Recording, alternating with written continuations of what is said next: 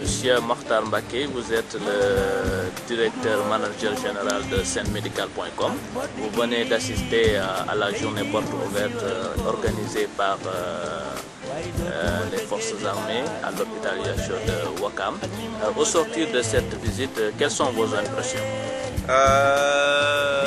Bon, j'admets que j'étais très impressionné du travail remarquable qu'ils sont en train de faire, mais aussi par leur organisation, la manière dont l'hôpital est organisé. Je pense que les autres hôpitaux devraient prendre des exemples sur la manière dont cette organisation a été faite. Je pense que... Mais aussi ça a changé beaucoup. Je pense que c'est très important cette visite parce qu'il nous donne une autre impression des militaires.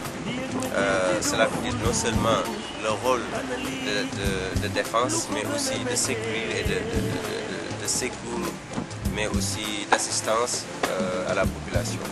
Et je pense que ça c'est très important parce que les deux vont ensemble.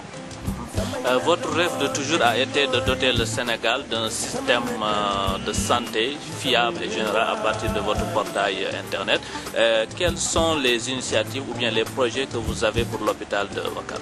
Bon, écoutez, je pense que l'étape logique serait tout simplement de le doter d'un site internet. Je pense qu'un site internet, c'est une porte d'entrée dans l'ère numérique. C'est la première chose à faire, c'est de doter l'hôpital d'un site internet où l'ensemble de ses services, l'ensemble de ses activités peuvent être consultées et appréhendées à partir de ces sites-là.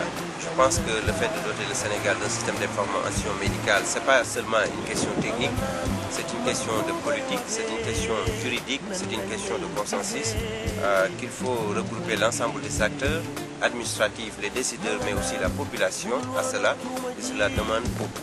Mais je pense que l'étape principale qu'il faut franchir, c'est de doter les hôpitaux des sites internet, c'est d'avoir un portail d'information général sur la santé, où la plupart des services de santé peuvent être consultés. Le patient peut comprendre ou bien peut étudier son parcours. Le premier centre qu'ils doivent, centre de santé ou les hôpitaux qui doivent l'accueillir en cas de maladie, je pense que ça serait une étape importante. En attendant qu'on aille dans une informatisation totale du système de santé du Sénégal. Vous êtes le premier à lancer un site internet sur la santé ou bien un portail médical et vous avez comme ambition de doter toutes les structures sanitaires du Sénégal de sites internet.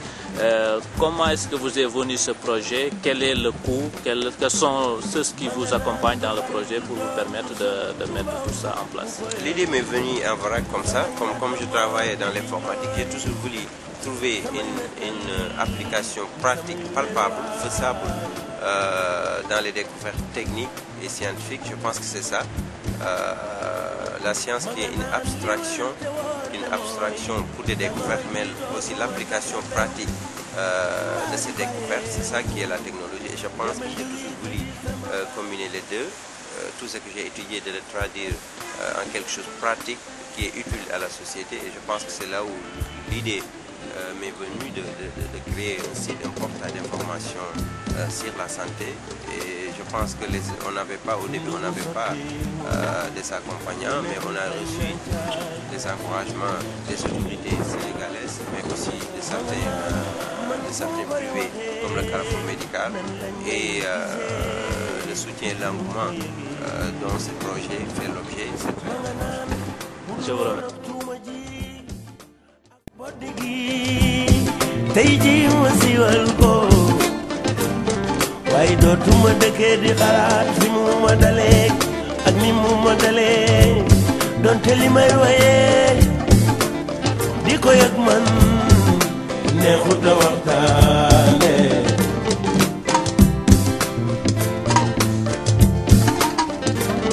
ma nga naan ci jàngoro ji xarit ma nga naan ci jàngoro ji ma ragal ñu ma koy xoolee maa ngi faju di laqatoo di yëg ma ci te duma xultu ana lii lu ko gën a méttee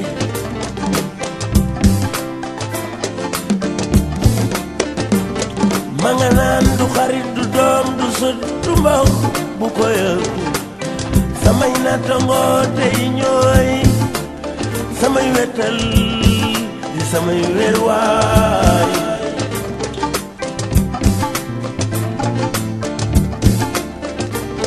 ma nga naan li wër te wóor te mooy jàngoro ji dootuma tax a beru mbaa di bàyyeewu damay jóg yëkkati sama baat boo déggi tey ji ma siiwal ko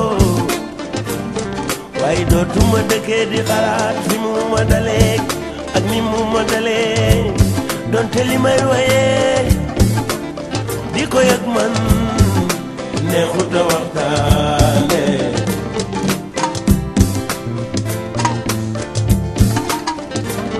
ma nga naan ci jàngoro ji ma mënut a waxtaane samay xarit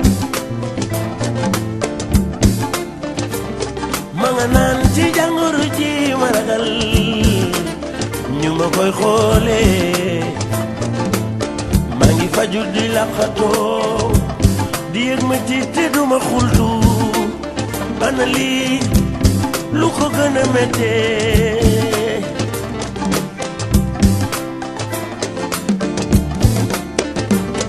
ma nga naan du xarit du doom du sët du mbokk bu ko yëg samay nattangoo tey ñooy samay wetal di samay wéruwaay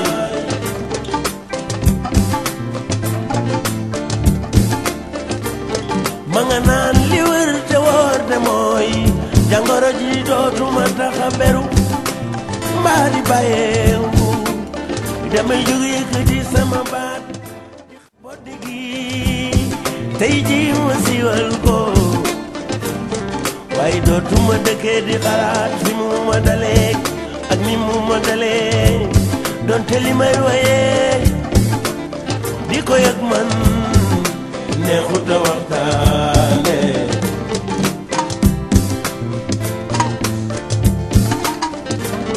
ma nga naan ci jàngoro ji ma mënut a waxtaane samay xarit ma nga naan ci jàngoro ji ma ragal ñu ma koy xoolee maa ngi faju di laqatoo di yëg ma ci te duma xultu ana lii lu ko gën a méttee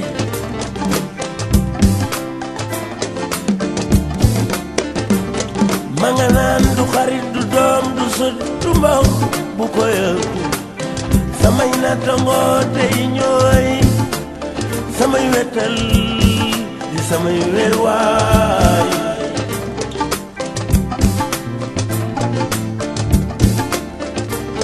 ma nga naan li wër te wóor te mooy jàngoro ji dootuma tax a beru mbaa di bàyyeewu damay jóg yëkkati sama baat